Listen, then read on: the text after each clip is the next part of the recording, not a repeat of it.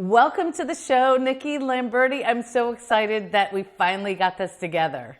Thank you. Thank you for having me. I know we've been talking about this for a while since we met, since our paths crossed, and here we are, two wine Exactly. podcasters. I love that. And yes, we'll definitely have to get into that, talk about your podcast.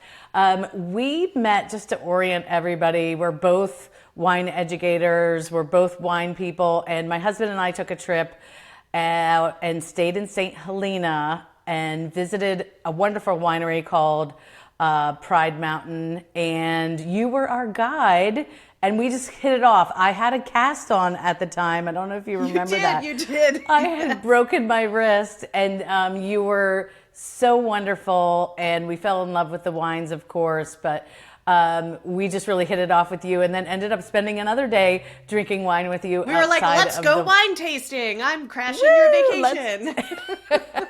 It was great. We got to meet your husband, Michael, which is awesome because when we get to talk about Sollevato Wines and your own winery, Michael's a big part of that. So now I'm glad I know the players as well. So I'm so glad you're here. I think, what was that, 2015, 2016? You were kind of in a temporary home, right? I don't think your house had been burned from a fire, and that you were was staying, I think, in 2017. Okay, you were kind of in a halfway place. Okay, it was probably 2018 when we met. Yep, while we were rebuilding here in Santa Rosa. Yeah. Lovely. And you took great care of us. We had a great time. And I'm just happy to have you here. So, you know, I believe you we're both Jersey girls. So you grew up on the East Coast. You've had a long career with Disney. So I know that's so exciting and fascinating for people. Were you down working in Orlando before you got out to Napa Valley? Yeah, that's where I came from when I moved here. So Jersey girl, went to Rutgers in New Brunswick. And when I was in college, I had done an internship with Disney at Disney World and got a little taste of it and just fell in love with it. So after I graduated, literally the week after graduation, 1998, moved to Orlando. That was the year the Disney Animal Kingdom Park opened. And I started working there at Animal Kingdom. And I was there for 15 years in Orlando, working in hospitality, HR, recruitment, sales, all different capacities. I love that. And you're so fun and you're so bubbly. I think that is why we were drawn to you in the beginning. And I totally can see you in the Disney setting. But somewhere along Mickey and Minnie, you must have discovered this love of wine that kind of drew you from Disney World out to, you know, the world of grapes in Napa. So how did that transition work? Yeah. So I always loved wine when I was working at Disney. I mean, being bubbly is a lot of work. So, you know, sometimes you do need a little downtime at the end of the day. But in all seriousness, the last 5 years I was in Orlando was 2007 to 2012, I was working on the Disney Cruise Line, and I was getting to travel all over the world and spending time in Italy and France and Spain and visiting wineries and just really getting even more so than I was into food and wine. So that was really the culmination. So during that time, 2009, my mom and I took a girls' trip out here to Napa Valley for the first time, and that was when the big seed was planted. I just thought I was coming on vacation. Little did I know that I would move here and totally change careers 3 years later. But that first trip, my mom and I were just like, what is this place? We were just enamored with everything about it. I love that. And so you move on out to Napa Valley. You get a job at a fabulous winery where I met you. And then that could just be like the dream come true for anyone. Yeah. But had you already met Michael? How does Michael come into the picture, your husband? Michael comes into the picture 2 years after I moved here, thanks to Tinder. We both swiped right. Swiped right.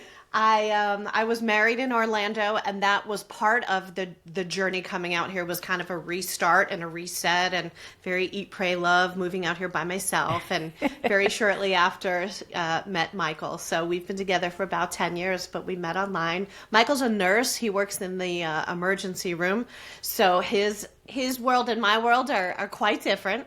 But the Yes. one thing that we definitely have in common right from our first date is wine. And yeah, it's just, and he's a it was- great cook. Now, you know, my husband's a chef. Yes. So we both love men that know how to cook. We so both we have that in Michaels common. who cook. Yeah, we both have Michaels.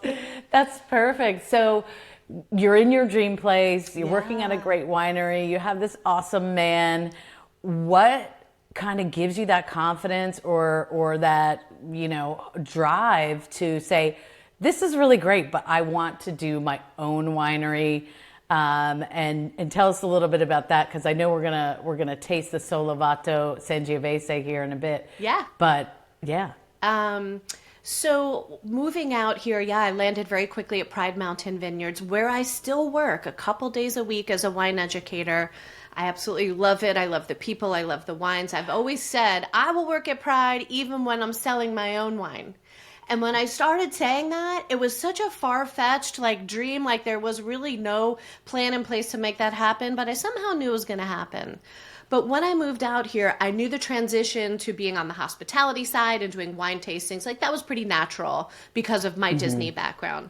But the goal was really to one day hold a bottle of wine and be able to say, I freaking made this, right? I didn't know how I was going to get there, but I love to cook, and I know how much joy cooking for people brings. I sound like a typical Jersey Italian girl right now.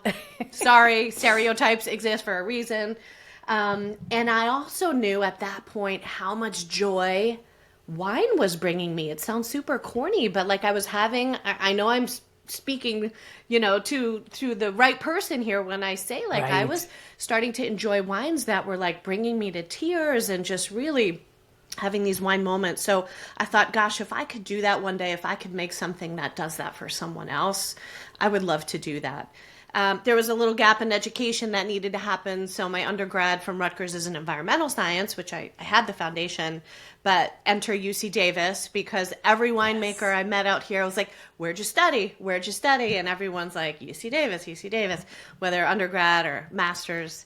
And I was like, okay, well, I don't have time to go back to school for a master's and undergrad. So UC Davis has a winemaking certificate program that was fantastic. Great. And just really got to the grit of production, viticulture, wine flaws, how to fix things, chemistry, all of that. So I finished that in 2018. And in 2019, we bought our first half a ton of grapes and said, game on. There you go. And so is that the first vintage you commercially sold, was 2019? Yes. Michael and I had been making at-home wine, just getting grapes Okay. wherever we could and buckets and carboys in the living room just to start messing with it. But really the first official purchasing and making wine for the purpose of selling it, doing it in a proper winery. Yes, that was the 2019 vintage. Wow. So Sollevato, why the name? I get you and Michael are both Italian, I believe. I know you are. He is not. He cooks like he is, but Michael's family Okay. is Mexican heritage. Okay. Yeah. Okay, so, gotcha. Yes. Yeah, my husband looks like he could be Italian as well, but he's German and yes. Irish. So, We just- okay, go yeah, figure. We just don't know. Yeah. But it has a meaning in Italian. That's why you chose it. So what was the inspiration? Because you could have called it Nikki Sangiovese, but Well, I initially wanted to do Lamberti, which is my last name, but there is actually a Lamberti Wines from Northern Italy. And so when we were talking with a lawyer and trademark and all that, they're like, it could be problematic. So I was like, that's fine. Michael probably was okay with it not being my maiden name, Lamberti on the label There you as go. well. So we knew we wanted something in Italian. We had many different ideas. Every time we plugged something into Google Translate that we thought was good, we had just gone through the fire and we were rebuilding our home. So we're like, what is from the ashes in Italian? And it's right. 19 words and very complicated. And I was like, okay, that's not going to work. So a friend of ours, a dear friend of mine, actually came up with the word and was just kind of searching about joy. And so Sollevato loosely translates to joyful, uplifted, and I really love the secondary definition of it, which is relieved and no longer worried. which Oh. after going through the trauma of losing our home and then rebuilding and getting settled again, that's kind of where we were when we started this project. So I was like, that's perfect. Plus, it's very easy to read. It's very phonetic. Like, you really can't mess it up when you see it on the label. But yeah, that's the story.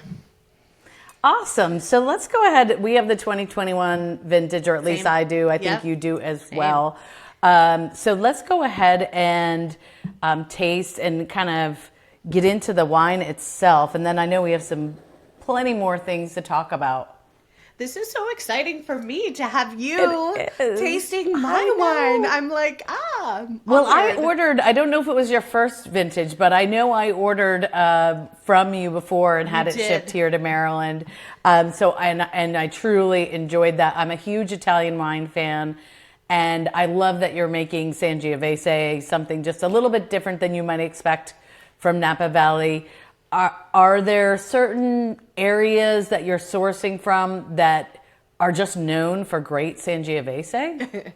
People are like, is California known for great Sangiovese? It is, but in Right. very specific areas. And yes, by the way, thank you for being one of our first customers when you ordered our wine. That meant so much. Oh, was I? Oh, Yeah, well, one of the first, yeah. Yeah, the reason we make Sangiovese, and I get asked this question all the time. I work at a winery where we're cab. I live in Sonoma County, which is Pinot. And people are like, why do you make Sangiovese? And the answer is because we love to drink it. We Yes. drink a lot of, whether it's true Sangiovese from Italy, whether, Chianti. We've spent time there all throughout the Tuscany region. But then we quickly started chasing Sangiovese here in Napa and Sonoma. So any winery that makes it, which is not a lot, we would go and try it to kind of see what was the expression of this Italian grape in California. So Ramazzotti is our grower, Joe and Travis Ramazzotti. They are in Sonoma County in Dry Creek. Every year, that's who we purchase from, the same exact vineyard site. We started drinking their Sangiovese years ago. We're in their wine club, so we knew it was good fruit. And we said, if we get this project going, this is the fruit that we want. Wow. The nose off the bat is beautiful. You have a nice mix of the red fruits and I think a little bit of oak in there, or at least a little bit of warmth that I'm getting on the nose. And I took a quick sip before you, sorry. Do it. I've sipped this wine a million times. Go ahead. I love that you just get even more intensity of the fruit when you take that sip. But then it's just so smooth and rounded. There are some tannins there that's going to make this able to pair with some meats and some, cheeses and things that have fats, your animal proteins. But it's so balanced that not one of these things is sticking out over the other, which to me is something I love about European wines, right? That they're not over the top tannin or over the top alcohol or any, just smacking you in the face. I like a little bit more elegance, and that's kind of what I'm getting here. But wow, let's hear it from the winemaker. No, you keep talking. Again, just very surreal to hear you speak about my wine. It's amazing. Thank you so much.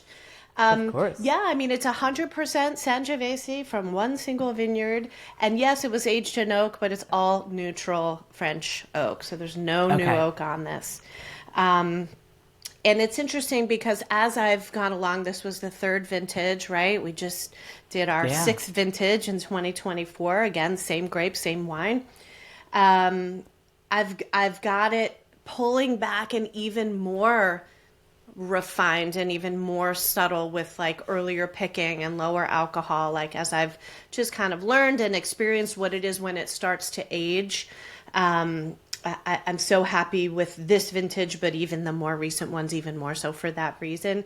Yeah, there's definitely tannin. So we believe, and again, I only can taste back to my 2019s right now, but definitely some ageability. And it's been really fun with the little teeny library that we have, because the first vintage was one barrel, 286 bottles. Like can't hold back that much. But when we do for a special occasion pull out a 2019 just to see how it's aging, I think this is going to have a lot of time in the bottle. And we love it with and then you'll be able to sell some verticals.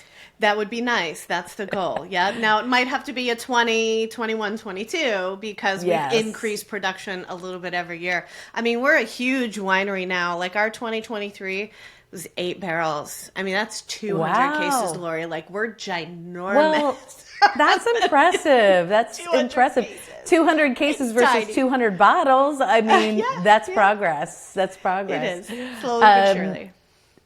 Is the emblem on here on your label?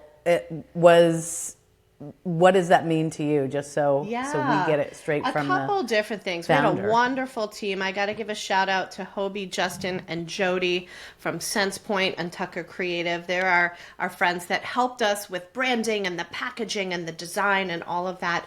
And it really is supposed to be like light radiating out from a center point. And people have said like, oh, it looks like a record if you look at the concentric circles, not only in the copper circle, but like on the whole label itself. People have said, oh, is it supposed to be like a record? And I'm like, I didn't think of that, but cool. We love music. But really it's about the light. It's about the light and the joy kind of radiating out from a center point. I love that. And what do you think is your goal as far as the winery is concerned? I know we talked about, 200 bottles, 200 cases. I mean, how big are we planning to grow this? Since you're good at manifesting, so let's put it out there. I'm good at making shit up. Can I say that? Making stuff up as I go, right? Building the plane while I fly it. Like I'm the master of that in everything that I do. But the goal is to make enough, and I'm not going to put a number on it, but right now it's all been just through our website, right? Direct to consumer, as we say. There's not enough for it to even be a local restaurant, much less any type of distribution. And I don't want it to be on every store shelf and every Total Wine. That's not the goal. But the goal is to make enough that we can have some really nice strategic restaurant placements. Special Italian restaurants in Jersey, here in Sonoma County. I'm going to Disney World next week. There's some places where I'm meeting with people to try to get it on some of my favorite restaurants and wine bars at Disney. So that's the goal, is just to make enough to sustain that. And then part of the increase in production for the 2023, those 8 barrels, we will hopefully always make Sangiovese. That's the flagship, but we've added Grenache and Petit Syrah. Ooh. Oh, that's exciting. And this month we are bottling our first ever blend, like a Super Tuscan style blend from 2022. I've got 1 barrel of that, mostly Sangiovese, a little bit of Cab. So we're actually going to have a portfolio, which means hopefully we can eventually have a wine club, right? It's hard to have a wine club when you have one product. There's really no club to that. So that's the goal too, is just to have enough diversity of portfolio and different wines where we can have some type of a wine club. Very, very cool. And of course, give out your website. I don't think we've said it yet, but you absolutely, people are intrigued at this point. They want to go to your website. So where should folks go so they can take a look at this Sangiovese? Yeah, Sollevato Wines. So Sollevato is SOLLEVATO. Pretty simple. Sollevatowines.com. And we can ship to most states in the U.S. Okay, very cool. Now, just while we're sipping our Sangiovese, which is delicious, folks, give it a try. There's only 200 cases, so don't wait, because when she's out till next vintage, I believe, is released. But I know you're obviously here on the Sipping Point podcast, but I know you have your own podcast. So let's talk about that. When did you get started? And, tell us a little bit about Sip with Nikki and what you do there. Yeah. So funny story about that. I mean, I've always been kind of a public speaker and a presenter. I'm not shy, as most people could tell very quickly.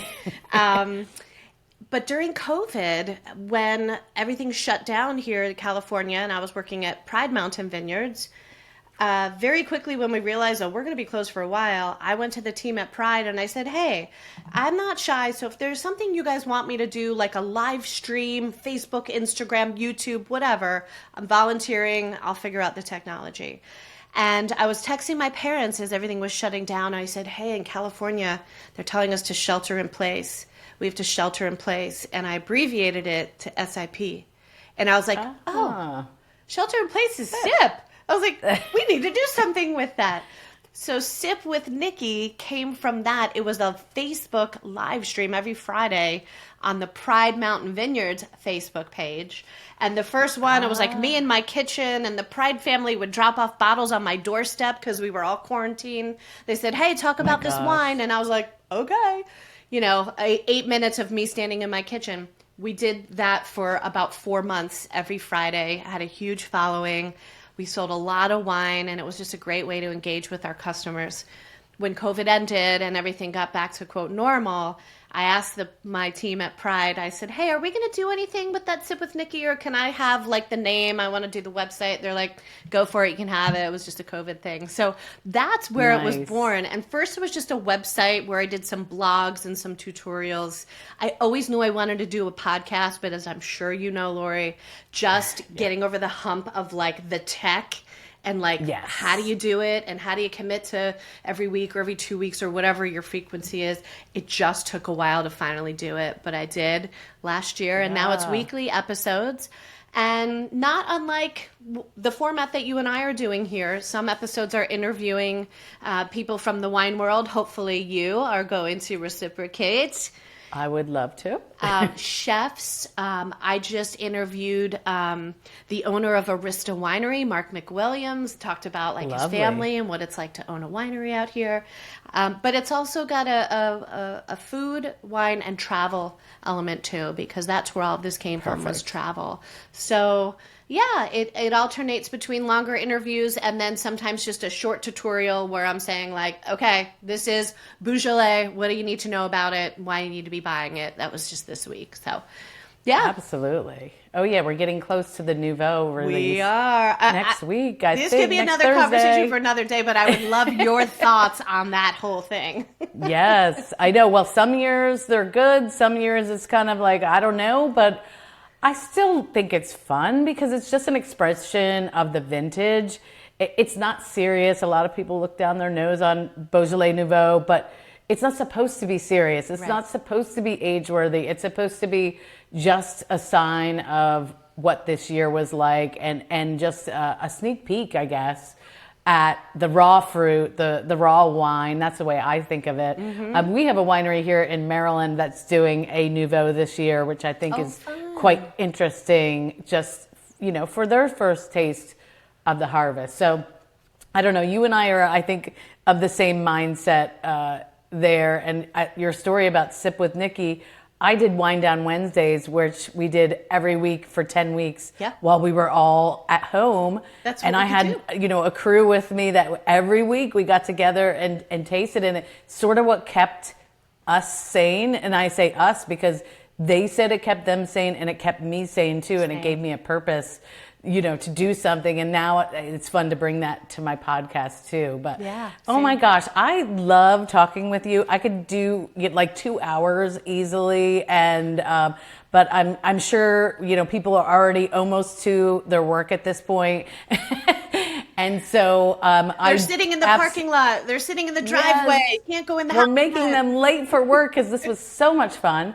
But definitely check out Sip with Nikki. She's got great stuff, even like how to drink great at Disney World and Epcot, and really fun, your latest one about how to taste wine. It never gets old. The more you learn about tasting, it's always great. So Nikki Lamberti, thank you so much for coming on The Sipping Point. And this was so awesome. We'll have to do it again. Thank you so much. Cheers. Awesome. Cheers. Thank you.